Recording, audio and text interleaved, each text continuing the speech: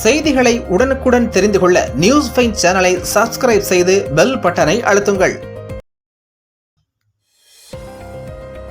அஞ்சட்டி கிராமத்தில் பிரசித்தி பெற்ற நகரூர் ஸ்ரீ சிவலிங்கேஸ்வர சுவாமி திருக்கோவில் தேரோட்டம்.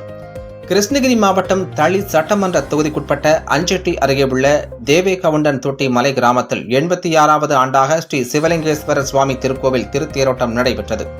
தேவேகவுண்டன் தொட்டி மலை கிராமத்தில் பல நூறாண்டுகள் பழமை வாய்ந்த நகரூர் ஸ்ரீ சிவலிங்கேஸ்வர சுவாமி திருக்கோவில் உள்ளது. ஸ்ரீ வீரபத்திரர் மற்றும் சனீஸ்வர பகவான் தனி சந்நிதி கொண்டு அருள் பாலிக்கும் இந்த திருக்கோவிலில் மாசி மாத தேரோட்டம் வெகு விமர்சையாக நடத்தப்படுவது வழக்கம். அதன்படி 86வது ஆண்டு திருத்தேரோட்ட உற்சவம் நேற்று காலை கணபதி பூஜை மற்றும் ருத்ராபிஷேகத்துடன் துவங்கி நடைபெற்றது. இதனைத் தொடர்ந்து விழாவில் முக்கிய நிகழ்ச்சியான திருத்தேரோட்டம் இன்று வெகு விமர்சையாக நடைபெற்றது.